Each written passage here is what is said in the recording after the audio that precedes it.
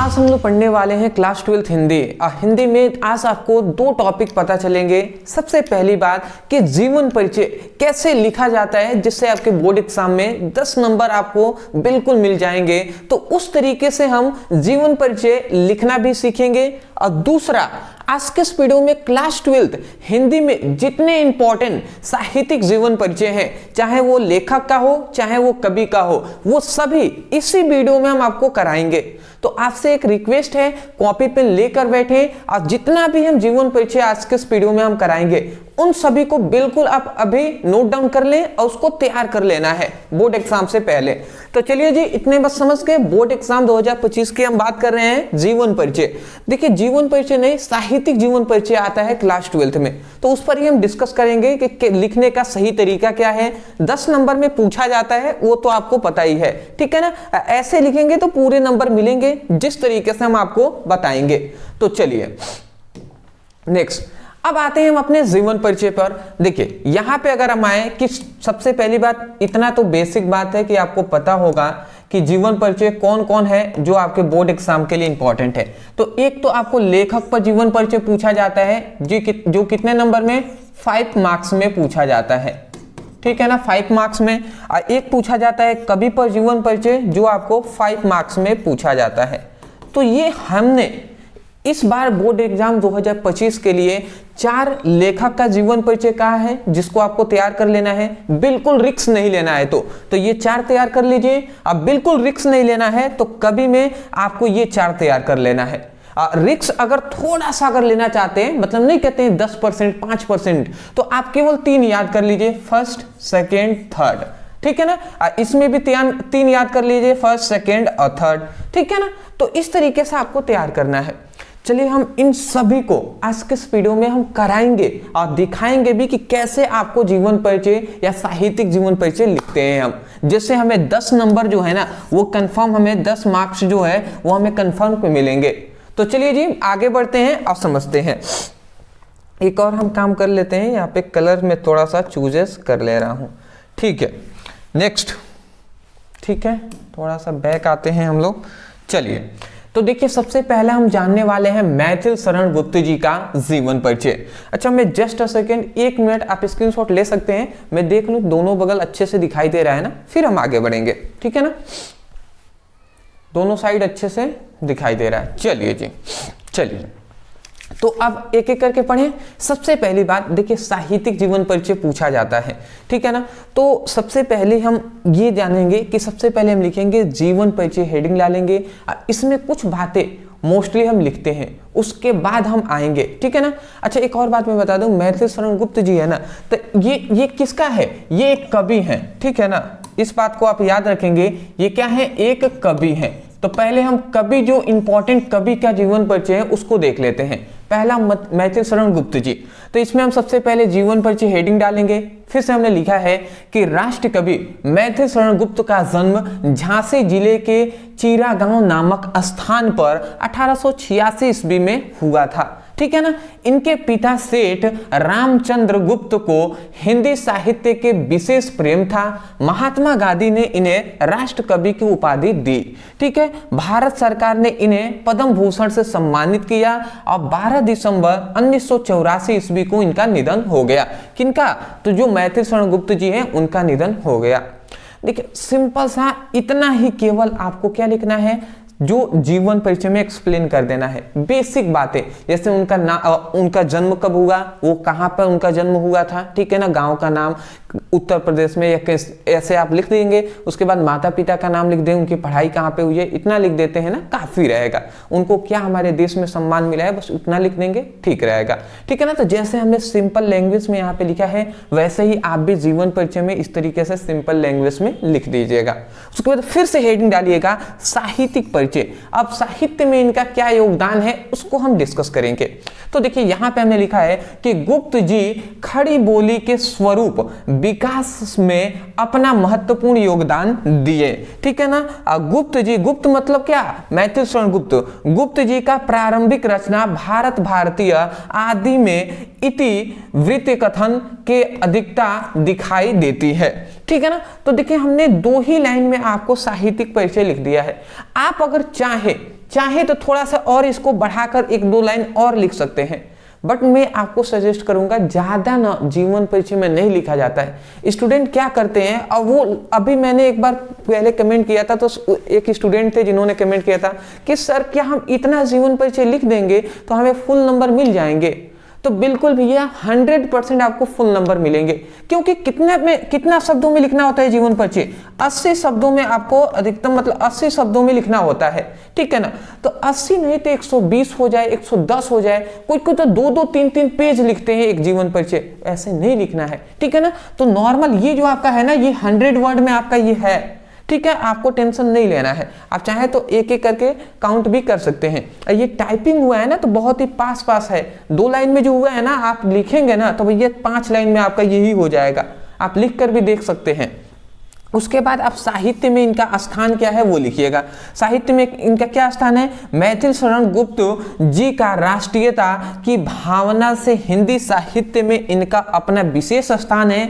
हिंदी काव्य राष्ट्रीय भाव की पुनीत गंगा को बहाने का श्रेय गुप्त जी को ही है, ठीक है ना। तो ये गुप्त जी का क्या एक विशेष स्थान है, तो वो हमने यहाँ पे लिखा हुआ है।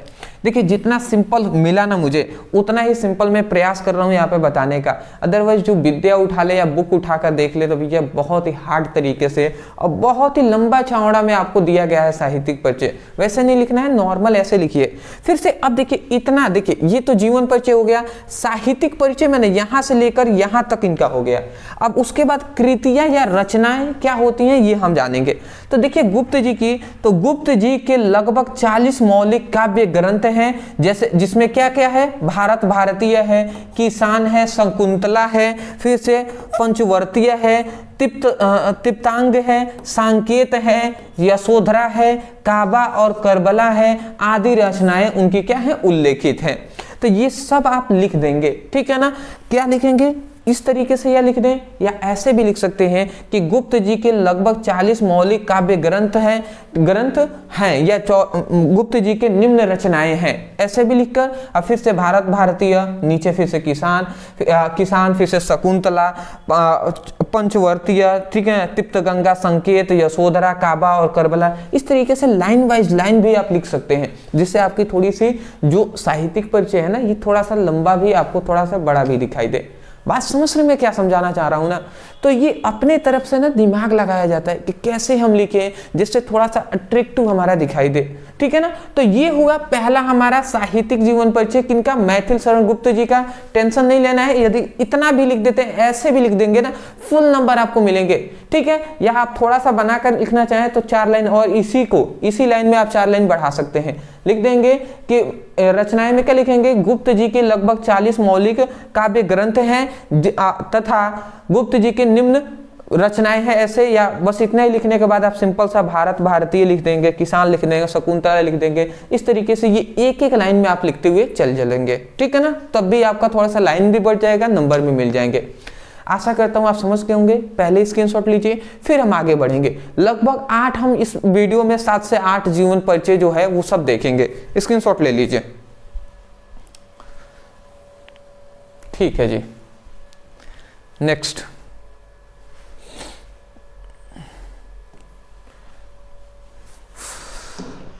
बहुत दिक्कत है भैया। चलिए नेक्स्ट हमारा दूसरा अब यहाँ पे आ गया है। दूसरा क्या है, दूसरा है भारतेंदु हरिश्चंद्र। ये भी एक कवि हैं, इनका भी देख लेते हैं। सबसे पहले जीवन परिचय हेडिंग डालेंगे, क्या यहाँ पे सिंपल सा आप लिखेंगे उनके बारे में। तो हमने लिखा है भारतेंदु जी का जन्म काशी के, यहाँ पे थोड़ा सा टाइपिंग में मिस्टेक है, थोड़ा सा सुधार कर लीजिएगा।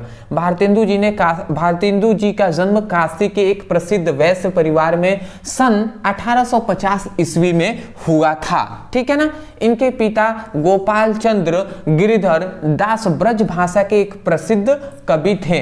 7 वर्षों की उम्र में ही इन्होंने एक दोहा लिखा और अपने पिता को दिखाया, तो पिताजी ने महाकाव्य होने का क्या दिया, आशीर्वाद दिया। और 35 वर्ष की अल्पायु मतलब होता है अल्पायु में ही इनका क्या हो गया, 1985 ईस्वी में इनका देहवास हो गया या निधन हो गया, ठीक है ना। तो ये देहवास एक थोड़ा सा नहीं कहते हैं कि एक अच्छा मतलब एक ये तो मतलब दुख की घड़ी है, बट फिर भी नहीं कहते, एक अट्रैक्टिव कुछ शब्द होते हैं जिसका यूजेस हम कर लेते हैं तो बेटर रहता है। जैसे यहाँ पे निधन ना लिखकर हमने देहवास लिख दिया, उसका मतलब भी निधन ही होता है, बट ऐसे लिखेंगे ना थोड़ा सा टीचर समझेंगे कि हाँ आपने अच्छे से पढ़ाई किया हुआ है। तो ये इतना समझ के उसके बाद जैसे ही जीवन परिचय आप इतना थोड़ा सा लिखेंगे, उसके बाद फिर से आप हेडिंग डालेंगे साहित्यिक परिचय।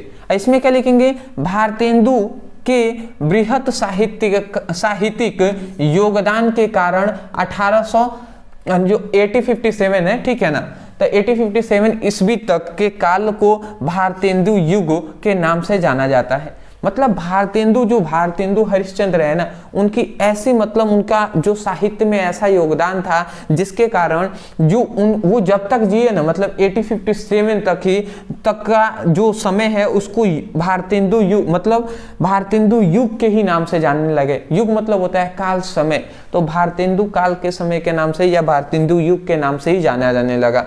फिर से कह रहा है कि 15 वर्षों की अवस्था से ही भारतेंदु ने साहित्य सेवा प्रारंभ कर दी थी, ठीक है ना, प्रारंभ कर दी थी। 18 वर्ष की अवस्था में उन्हें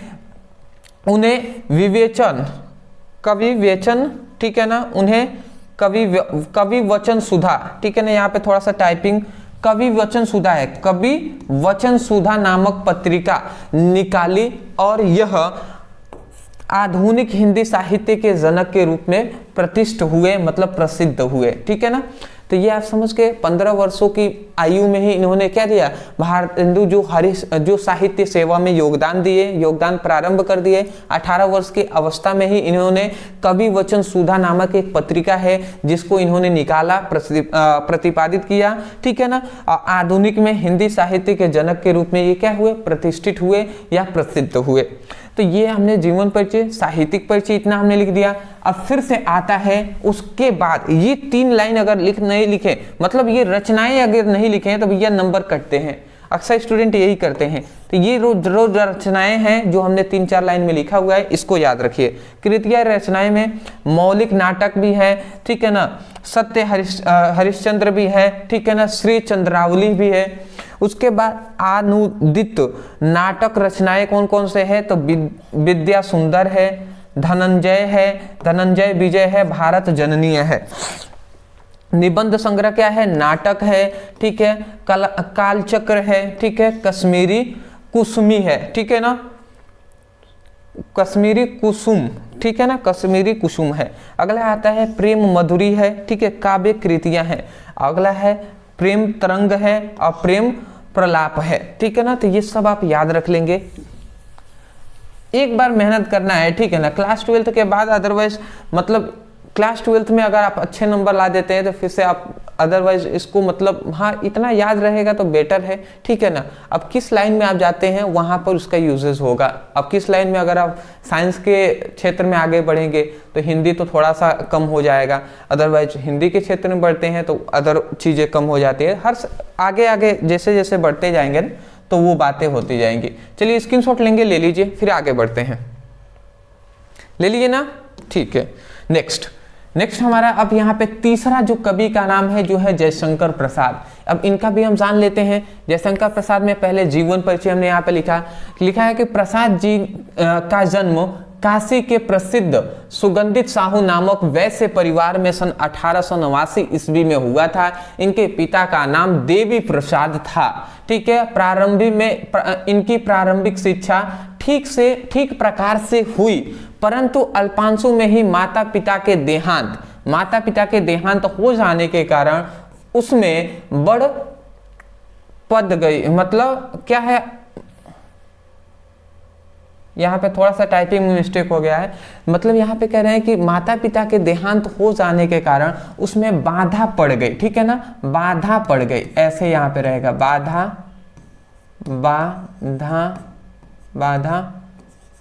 पड़ गई, ठीक है ना। इस तरीके से आप लिख लेंगे, बाधा मतलब रुकावट पड़ गई, ठीक है ना। माता पिता का देहांत हो गया भैया, अल्पांशु में ही, बहुत ही वो छोटे थे, तो भैया बिल्कुल बात है, जब माता पिता रहेंगे नहीं तो पैसे नहीं रहेंगे तो दिक्कत होगा, लड़के कहाँ से पढ़ेंगे। अदरवाइज माता पिता नहीं रहते हैं तो भैया समस्याओं का तो भंडार ही खुल जाता है।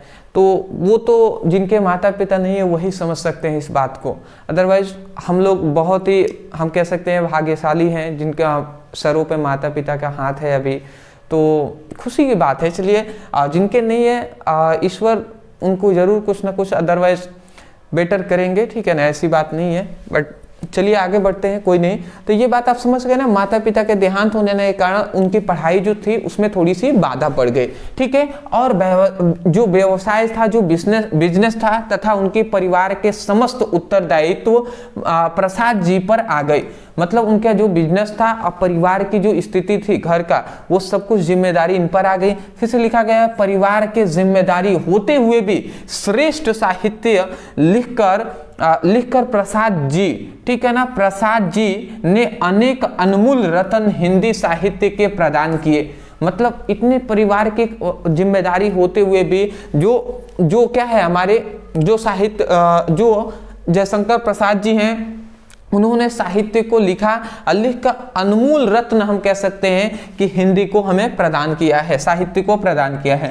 तथा 48 वर्ष की अल्पांशु में ही 1937 ईस्वी को इनका निधन हो गया, ठीक है ना। तो 48 वर्ष तक की इनकी आयु तक ये जीवित रहे, उसके बाद इनका निधन हो गया। अदरवाइज इतनी बात समझ गए, सिंपल सा लैंग्वेज है, एक दो बार पढ़ेंगे ना सब समझ में आ जाएगा। उसके बाद आता है साहित्यिक परिचय। अब साहित्यिक परिचय में भी आप फिर से हेडिंग डालकर कुछ लिखेंगे। क्या लिखेंगे जी? प्रसाद जी के काव्य के संदर्भ एवं प्रेम के साथ मानवतावाद दृष्टिकोण है, ठीक है। प्रसाद जी ने कुल 67 रचनाओं से हिंदी साहित्य में एक युग का निर्माण की। प्रसाद जी की रचना चिंताधार, कंबाइनी और आंसू जो है ना वो प्रसिद्ध काव्य है, ठीक है ना। तो इतना आप याद रखेंगे, एक चिंताधार है, कंबाइनी है और एक आंसू है, ये एक प्रसिद्ध क्या है, काव्य है, ठीक है। अगला फिर से इतना आप नॉर्मल सा लिखने के बाद फिर से आप लिखेंगे कृतियां या रचनाएं। इसमें क्या लिखेंगे? प्रसाद जी एक श्रेष्ठ कवि, नाटककार, निबंधकार और आलोचक थे। इनकी प्रमुख रचनाएं इस प्रकार हैं। अब उनकी कौन कौन से रचनाएं हैं? तो पहला है काव्य, फिर से यहाँ पे काव्य कृति हम जान लेते हैं, उपन्यास। काव्य में हमने क्या लिखा है? चिंताधर, लहर, झरना, प्रेम प्रतीक है, आंसू है, कंबाइनी है, आदि है, ठीक है ना। अब काव्य कृतियां क्या है? चंद्रगुप्त है, अजात शत्रु है, राजश्री है, विशाख है, आदि। उपन्यास इनका क्या है? कंकाल है, तितली है, इरावती है। तितली बहुत ज्यादा फेमस हुआ था, ये तो बात सभी जानते हैं। चलिए जी, इसका स्क्रीनशॉट आप लेंगे ना? चलिए ले लीजिए, फिर हम आगे बढ़ते हैं, ठीक है। पहले ले लीजिए, ले लिए होंगे, ठीक है। अच्छा, बहुत सारे स्टूडेंट हैं, मैं जानता हूं कि वो सोच रहे होंगे सर इतना लिख देंगे तो काम चल जाएगा।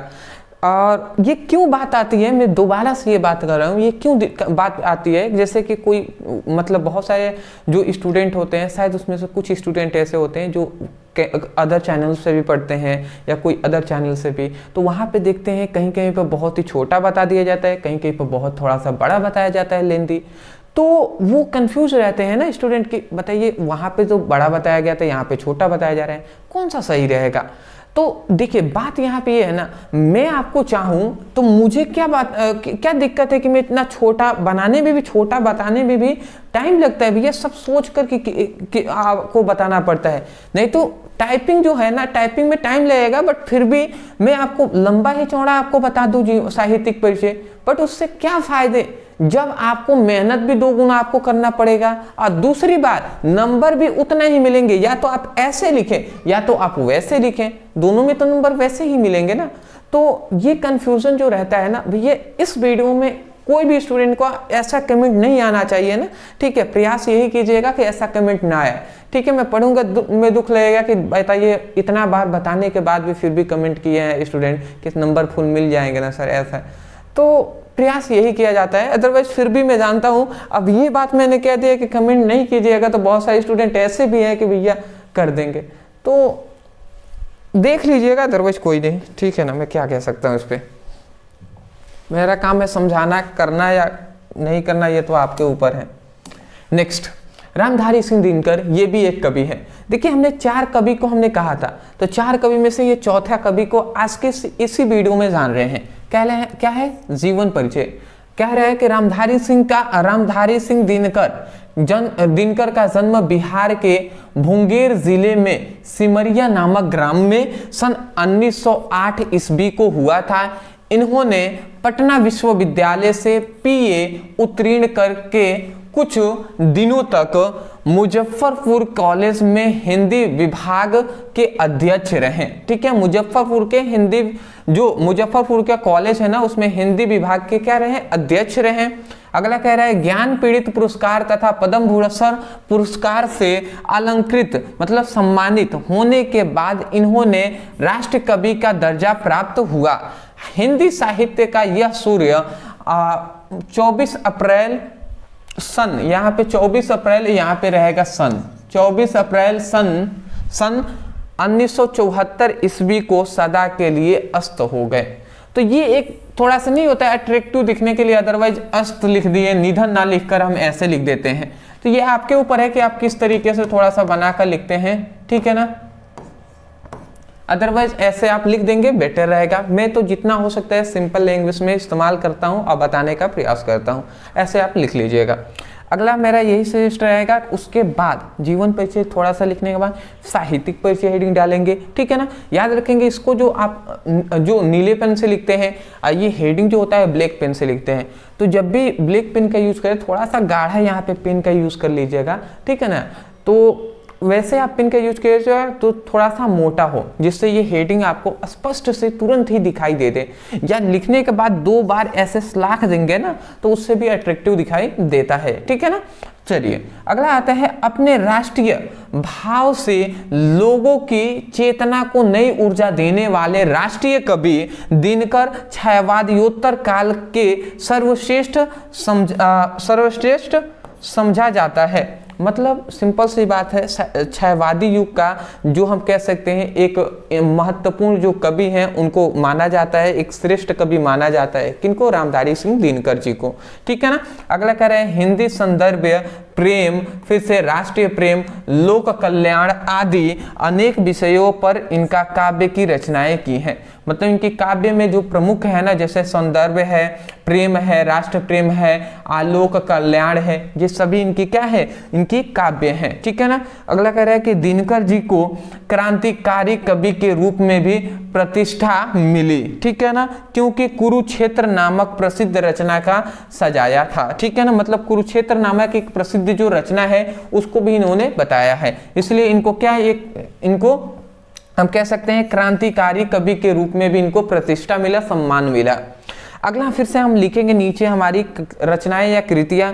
इसमें हमने लिखा है रामधारी सिंह दिनकर जी ने अपने समर्थक लेखनी से गद्य और पद दोनों ही क्षेत्रों में सेवाएं की हैं। इनकी रचनाएं इस प्रकार हैं, जैसे क्या है, काव्य कृतियां में आप लिखेंगे रेणुका है, हुंकार है, कुरुक्षेत्र है, रश्मि रथी है, नील कुसुम है, उर्वशी है, परशुराम की प्रतीक्षा है आदि।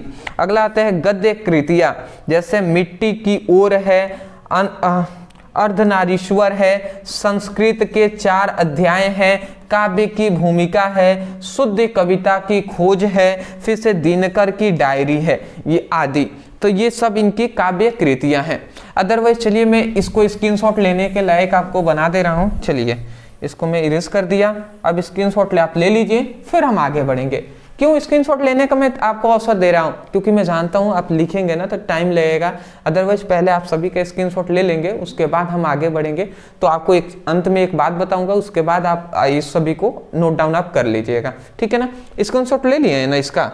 चलिए ले लीजिए, पता नहीं लिया है, नहीं ले लिए होंगे। नेक्स्ट, अब यहां तक, अच्छा अभी तक हमने कितना पढ़ लिया? अभी तक जो कवि है ना, कवि, तो 4 हमने कवि को देख लिया है, 4 कवि हमने देख लिया। साहित्यिक परिचय कौन कौन से कवि का देख लिया है तो देख लीजिए, मैं आपको अंत में ले चलता हूं। देखिए भारतेंदु हरिश्चंद्र देख लिए हैं, मैथिली शरण गुप्त देखे हैं, तीसरे में जयशंकर प्रसाद देखे हैं, रामधारी सिंह दिनकर देख लिए हैं। तो ये 5 नंबर में कवि का साहित्यिक परिचय पूछा जाता है, जो कि हमने यहाँ पर एक्सप्लेन कर दिया एक ही वीडियो में। अब हम आते हैं लेखक का जीवन परिचय। इसमें भी हम इन जो भी लेखक हैं इन पर हम प्रयास करते हैं कि इसी वीडियो में करा देने का, ठीक है ना। क्योंकि आज अंत बार आपको जीवन परिचय पर वीडियो हम ला रहे हैं, उसके बाद भैया अभी अवसर है आप पढ़ लीजिए, इसके बाद जीवन परिचय पे तो फिलहाल वीडियो मुझे नहीं लगता है आएगा, ठीक है, क्योंकि बार बार एक ही वीडियो लाने से क्या फायदा। चलिए अब हमारा देखिए यहाँ से लेखक का जीवन परिचय स्टार्ट होता है। जैसे पहले है वासुदेव शरण अग्रवाल जी, तो इनका हम देखते हैं। सबसे पहले आप हेडिंग क्या डालेंगे, जीवन परिचय। हमने क्या लिखा है, वासुदेव शरण अग्रवाल का जन्म सन 1904 ईस्वी में उत्तर प्रदेश के मेरठ जनपद में स्थित खेड़ा नामक ग्राम में एक प्रसिद्ध प्रतिष्ठित वैश्य परिवार में हुआ था। ठीक है ना। अगला कह रहे हैं कि सन 1929 ईस्वी में इन्होंने लखनऊ विश्वविद्यालय से एमए किया। ठीक है ना। उसके बाद यहाँ पे कह रहा है कि इसके बाद मथुरा के पुरातत्व संग्रहालय में अध्यक्ष बने। इसके पिता का नाम विष्णु अग्रवाल था। ठीक है ना। इतना आप लिख देंगे। अगर पॉसिबल हो तो आप इनका फिर से अगर थोड़ा सा और बढ़ाना चाहते हैं तो इनकी आप जो मृत्यु है, निधन है, वो भी आप लिख दीजिएगा। इनका जो निधन है ना, तो इनका निधन का भी डेट यहाँ पे लिख दीजिएगा कि इनका मृत्यु या इनका निधन इतने में हो गया। ठीक है ना। या इतना भी लिख देते हैं, काम चल जाएगा, आपका टेंशन नहीं लेना है ज्यादा। फिर से अब आता है साहित्यिक परिचय। साहित्यिक परिचय में आप क्या लिखेंगे, वासुदेव शरण अग्रवाल इसलिए प्रसिद्ध हुए क्योंकि उन्होंने संस्कृत के जो संस्कृति के बारे में कई पुराने हिंदी ग्रंथों का अध्ययन किया और उनकी व्याख्या की। ठीक है ना। मतलब जो संस्कृत है ना, संस्कृत के कई पुराने जो हिंदी ग्रंथ थे उन्होंने उनका अध्ययन भी किया, फिर से उनकी व्याख्या भी उन्होंने की है। कौन, वासुदेव शरण अग्रवाल जी ने, इसलिए वो प्रसिद्ध हुए। अगला कह रहा है उन्होंने संस्कृत, मतलब उन्होंने संस्कृत, हिंदी और अवधी भाषा के कई प्राचीन ग्रंथों के लेखन भी किए हैं, मतलब उसको लिखे भी हैं। अग्रवाल जी ने अनेक ग्रंथों का अध्ययन किया है। तो ये इनका साहित्यिक परिचय में आप लिख देंगे, काफी रहेगा। अच्छा, अभी आपको लग रहा होगा कि छोटा छोटा है, तो मैं कहूंगा जब कॉपी में अपने लिखेंगे ना तब आपको समझ में आएगा कि हाँ यही कितना बड़ा हो जा रहा है। ठीक है ना। 80 शब्दों में कम से कम 80 शब्दों में लिखना होता है। अब कम से कम 80 शब्दों का मतलब भैया 80 शब्दों से थोड़ा सा 80 शब्द लिखें, 90, 100, 110, 120 शब्द तक कम से कम लिख देना है। अधिक से अधिक 120 से अधिक आपको नहीं लिखना है। ठीक है ना। उससे टाइम आपका वेस्ट होगा ना। ठीक है, तो इसलिए वेस्ट हमें टाइम को नहीं करना है। रचना या कृतियां क्या है, इन्होंने पद्मावती की संजीवनी व्याख्या और वाण भट्ट की हर्ष चरित्र की सांस्कृतिक अध्ययन प्रस्तुत किया है। ठीक है। इनकी काव्य रचनाएं क्या है, एक है पद्मावत की संजीवनी व्याख्या है, एक है वाण भट्ट का हर्ष चरित्र का सांस्कृतिक अध्ययन प्रस्तुत किया है। निबंध संग्रह क्या है, भारत की एकता है, कल्पलता है, कल्पवृक्ष है, पृथ्वी पुत्र है और कला और संस्कृत है। आलोचनाएं कौन कौन सी है, पद्मावत की संजीवनी व्याख्या है, हर्ष चरित्र का सांस्कृतिक अध्ययन है। ठीक है ना। तो चलिए ये सब आप याद कर लेंगे। पहला हमने लेखक का भी आज हम देख लिए। चलिए स्क्रीनशॉट ले लें, फिर हम आगे बढ़ते हैं। ले लिए ना, ठीक है जी।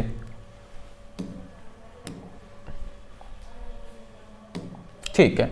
अब हमारा दूसरा आता है कन्हैयालाल मिश्र प्रभाकर, इनका भी स्क्रीनशॉट ले लें। ठीक है जी। चलिए ठीक है, अच्छे से वीडियो बन रहा है, कोई दिक्कत वाली बात नहीं है। जीवन परिचय क्या लिखेंगे, कन्हैयालाल मिश्र प्रभाकर का जन्म सन 1906 ईस्वी में सहारनपुर में एक साधारण ब्राह्मण परिवार में हुआ था। इनके पिता का नाम रामदत्त मिश्र था। इनकी प्रारंभिक शिक्षा ठीक से नहीं हो पाई। इन्होंने खुर्जा की एक सांस्कृतिक पाठशाला में शिक्षा प्राप्त किए। राष्ट्रीय नेता अफसर अली, ठीक है ना, जो राष्ट्रीय नेता एक क्या थे जिनका नाम था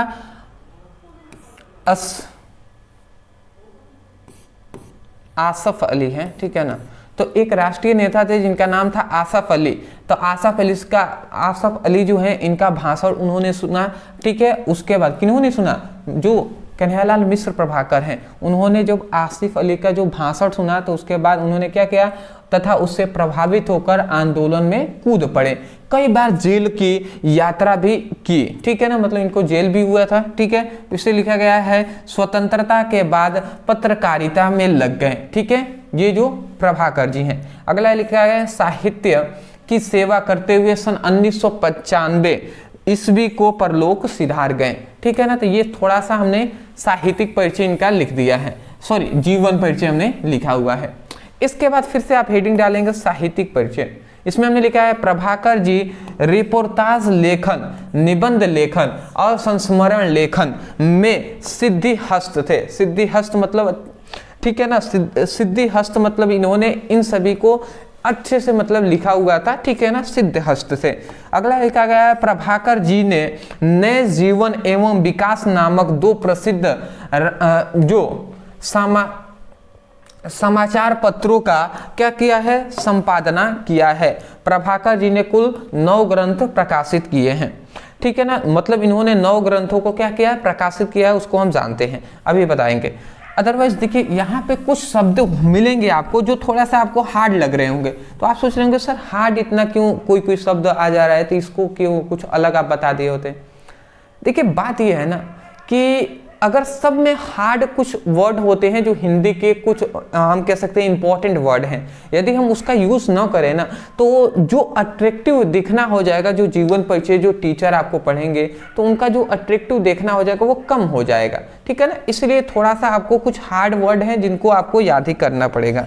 अगला आता है कृतियाँ या रचनाएं, जैसे रेखा चित्र है, फिर से लघु कथा है, संस्मरण है। अब इनको सभी को देख लेते हैं। रेखा चित्र में नई पीढ़ियों का विचार है, जिंदगी मुस्कुराई है। लघु कथा में आप याद रखेंगे आकाश के तारे हैं, धरती के फूल हैं। संस्मरण में है दीप जले शंख बजे। तो ये इनकी क्या है, कृतियाँ या रचनाएं हैं जिसको आपको ही याद करना है। आप स्क्रीनशॉट ले लिए ना, ठीक है जी। नेक्स्ट अब हमारा आता है आचार्य हजारी प्रसाद द्विवेदी जी का। तो ये तीसरा हम इंपॉर्टेंट लेखक का जीवन परिचय बता रहे हैं। अब इनमें हम सबसे पहले जीवन परिचय लिखेंगे। हमने यहाँ पे लिखा है आचार्य हजारी प्रसाद द्विवेदी का जन्म 1907 ईस्वी को बलिया जिले के दुबे के छपरा नामक ग्राम में हुआ था। इनके पिता का नाम अनमोल द्विवेदी तथा माता का नाम क्या था, ज्योतिषमती था। इन्होंने हिंदी तथा संस्कृत भाषा का गहन अध्ययन किया। सन 1930 ईस्वी में काशी विश्वविद्यालय से ज्योतिषाचार्य, ठीक है ना, की परीक्षा उत्तीर्ण की और सन 1989, ठीक है, मतलब 89 नहीं है, 79 है, ठीक है ना, मतलब 1979 है, ठीक है ना, थोड़ा सा हिंदी में थोड़ा सा बोलने में अदर, ठीक है, 1979 है, ठीक है ना। अगला यहाँ पे ये कहा जा रहा है कि सन 1979 ईस्वी में रोग से पीड़ित होने के कारण यह महान जो साहित्यकार है इनका निधन हो गया, ठीक है। तो ये बातें हैं जी, सिंपल सी बात है, आपको इतना बात समझ गए हैं कि सन 1930 ईस्वी में काशी का जो विश्वविद्यालय है उसमें से ज्योतिषाचार्य की परीक्षा जो होती है उसको उत्तीर्ण किए, पास किए, फिर से इनका जो निधन हो गया ना, तो रोग से ये मतलब बीमारी हो जाने के कारण इनका निधन कितने में 1979 ईस्वी में क्या हुआ, हो गया था, ठीक है। तो वही बात यहाँ पे बताया जा रहा है। कुछ ये जो शब्द होते हैं ना, जो मुझे किसी किसी को हिंदी में बोलना, जैसे ये 1907 है तो 1907 बोलने में अच्छा लगता होगा, ठीक है। किसी किसी को इंग्लिश में ही बोलने में जैसे 97 है, ठीक है ना, तो इस तरीके से बोलने में थोड़ा सा उनको ईजी लग रहा होगा। अब जिनको जैसा लगे, मुझे जैसा लगता है वैसे मैं बोलने का प्रयास करता हूँ। अदरवाइज साहित्यिक परिचय, अब इसमें जान लेते हैं। आचार्य हजारी प्रसाद द्विवेदी साहित्य के एक प्रख्यात निबंधकार, आलोचक, संपादक और उपन्यासकार के अतिरिक्त एक कुशल वक्ता तथा एक सफल अध्यापक भी थे। अब समझ गए एक लाइन में इनका कितना, हम कह सकते हैं एक बात कह दिया गया कि जो आचार्य हजारी प्रसाद द्विवेदी जी हैं वो एक प्रख्यात निबंधकार भी हैं, फिर से आलोचक भी हैं, फिर से जो संपादक भी हैं, उपन्यासकार भी हैं, इसके अतिरिक्त एक कुशल वक्ता भी हैं, बोलने वाला, ठीक है ना, स्पीच अच्छे से कोई देते हैं ना तो वही, एक सफल अध्यापक भी हैं, ठीक है, इतना बात कह दिया गया। फिर से लिखा गया इनकी रचनाओं में नवीनता और प्राचीनता दोनों ही क्या है, समन्वय है, मतलब दोनों ही इनमें है, ठीक है ना। अगला क्या गया है, इन्होंने अभिनव भारतीय तथा विश्व भारतीय ग्रंथ का संपादन किया। अगला लिखा है आधुनिक युग में गद्यकारों में जो आचार्य हजारी प्रसाद द्विवेदी का महत्वपूर्ण स्थान है। इनके विषय विवेचन में गंभीरता और शालीनता स्पष्ट रूप से प्रकट होती है। तो ये एक इम्पॉर्टेंट कह सकते हैं कि बहुत ही सिंपल लैंग्वेज में हमने यहाँ पे इस्तेमाल किया है, जिससे आपको आसानी से ये जो साहित्यिक परिचय है समझ में आ जाए। स्क्रीनशॉट ले लिए ना, अभी इसमें जानना है, ठीक है ना, टेंशन ना ले। अभी तो केवल हमने जीवन परिचय, साहित्यिक परिचय देखा, इनकी रचनाएं भी आपको लिखना पड़ेगा ना। रचनाएं नहीं लिखेंगे तो 5 नंबर का है ना, तो 3 ही नंबर मिलेंगे, इसलिए मैं कहूंगा रचनाएं सभी में लिखना है आपको।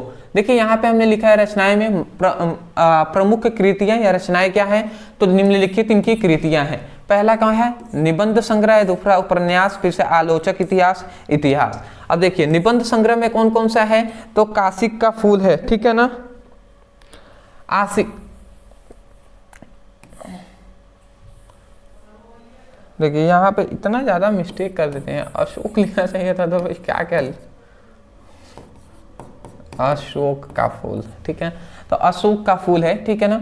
अगला आता है कुटज है, कल्पलता है, ठीक है, आलोक पर्व है, उपन्यास में बाणभट्ट का आत्मकथा है और पुनर्वार्ता है। आलोचक इतिहास में याद रखेंगे साहित्य सहचर है, सुर साहित्य है और कबीर है। इतिहास में याद रखेंगे हिंदी साहित्य है, हिंदी साहित्य के आदिकाल है। तो ये सब कुछ आपको लिखना है, ठीक है ना। ये आप एक थोड़ा सा यहाँ पे सुधार कर लीजिएगा, ये थोड़ा सा टाइपिंग में मिस्टेक कर दिए गए हैं, क्या लिखते हैं भैया, क्या कहा जाए, अशोक का फूल, ठीक है ना, तो याद रखेंगे। अशोक का फूल किनका है जी, आचार्य हजारी प्रसाद द्विवेदी जी का। स्क्रीनशॉट लेने के लिए टाइम दिया गया है, ले लिए ना। चलिए जी, तो आज का ये वीडियो हम यहीं पर समाप्त करेंगे जी, ठीक है। 2 बातें हैं जो आपको विशेषकर मैं बताना चाहूंगा। अभी तक हमने क्या क्या पढ़ लिया, थोड़ा सा एक बात मैं डिस्कस कर ले रहा हूं। देखिए सबसे पहले लेखक का हमने ये 3 पढ़ा है, वासुदेव शरण अग्रवाल जी का हमने पढ़ा है, फिर से प्रभाकर जी का भी हमने पढ़ा है, और फिर से APJ अब्दुल कलाम का न पढ़कर हजारी प्रसाद द्विवेदी जी का हमने पढ़ा हुआ है। तो ये हम 3 आपको सजेस्ट यहाँ पे पढ़ा दिए हैं। मैं आपसे रिक्वेस्ट करूंगा ये दोनों में से, ये दोनों तो फिक्स है आपको तैयार करने हैं, ये डॉक्टर APJ अब्दुल कलाम जी का और जो हजारी प्रसाद द्विवेदी जी हैं, इन दोनों में से जो आपको लगता है कि ये इंपॉर्टेंट है वो आप पढ़ लीजिएगा। मैंने आचार्य हजारी प्रसाद द्विवेदी जी का आपको लिखा कर दे दिया, डॉक्टर APJ अब्दुल कलाम भी बहुत ज़्यादा इंपॉर्टेंट है, तो जो आपको लगे ना वो आप जरूर तैयार कर लेंगे, ठीक है। अगला आता है कवि का जीवन परिचय, तो इनमें तो हमने ये चारों को करा दिया है, अदरवाइज चारों जो हमारे महत्वपूर्ण कवि इनको पढ़ लीजिएगा। चलिए 10 नंबर आज आपका जो वीडियो है इससे कंफर्म क्लियर हो चुका है। और आज सबसे पहली बात मैं यही कहूँगा कि आपको एक वीडियो में सब कुछ प्रोवाइड किया गया है। अदरवाइज वीडियो पसंद आया है ना, और चैनल पर नए हैं, चैनल को अभी तक आपने सब्सक्राइब नहीं किया है, तो रिक्वेस्ट है कि चैनल को सब्सक्राइब कर दीजिए, क्योंकि आपकी सपोर्ट की हमें, हमारी फैमिली को, हम आप सभी को मतलब कह सकते हैं ना ज़रूरत है भैया, ठीक है ना। ऐसा नहीं है कि आप चैनल को सब्सक्राइब कर देंगे तो मुझे पैसे आ जाएंगे, ठीक है ना। चैनल सब्सक्राइब करने से पैसे नहीं आते दोस्त, बट ये है ना कि कम से कम मेहनत इतना किया जा रहा है, तो सब्सक्राइबर रहते तो एक तरह से लगता है कि चलिए इतने स्टूडेंट हमसे जुड़े हुए हैं, तो एक नहीं होता है ऊर्जा मिलती है, ठीक है, जिससे हमें उत्प्रेरित प्रेरित होते हैं, जिससे हम आपको स्टडी कराने का और भी नए ऊर्जा के साथ प्रयास करते हैं। तो कर दीजिएगा, क्या दिक्कत है। कमेंट सेक्शन में बताइएगा वीडियो कैसा लगा। डिस्क्रिप्शन बॉक्स में सभी सब्जेक्ट का लिंक है, वहां से अपनी स्टडी कीजिए। हिंदी की, इंग्लिश की 25 सीरीज हिंदी का चल रहा है, हिंदी का लिंक है, जाइए वहां पे क्लिक करके अपने सीक्वेंस वाइज सभी पढ़ाई कीजिए। महत्वपूर्ण गद्यांश, पद्यांश, जीवन परिचय, ठीक है, तो आप पढ़ाई कर सकते हैं। फिजिक्स और केमिस्ट्री का 1 शॉट का भी लिंक हम दे देंगे, वहां से सभी इंपॉर्टेंट चैप्टर वाइज 1 शॉट अपनी वीडियो की स्टडी कर सकते हैं। इंस्टा पे यदि हमें फॉलो नहीं किए हैं, डिस्क्रिप्शन बॉक्स में इंस्टा का लिंक है, वहां पे हमें फॉलो कर लीजिएगा, और वहां पे जो भी अगर कोई भी दिक्कत आती है तो वहां पे हमें मैसेज कर देंगे, डायरेक्ट हमसे बात हो जाएगी। तो चलिए दोस्तों, कल मिलते हैं एक नए टॉपिक के साथ। हाँ, एक और बात, आज वीडियो एक ही आ पाएगी, ठीक है ना। कल से मैं प्रयास करता हूँ 2-2 वीडियो लाने का, क्योंकि थोड़े से घर में भी कुछ काम चल रहे हैं, अदरवाइज मुझे अपने जो बहन है उनके घर भी जाना पड़ गया, ठीक है ना, तो वहाँ पे कुछ ज़्यादा ही वक्त हो गया। आज जो वीडियो है थोड़ा सा लेट आपको मिलेगा, क्योंकि अभी मैं जस्ट वीडियो बनाकर तुरंत एडिट करके अपलोड करूँगा, ठीक है ना। तो चलिए दोस्तों, आज के लिए इतना ही, मिलते एक नए टॉपिक के साथ एक नए वीडियो में। Thank you so much for watching this video, thank you.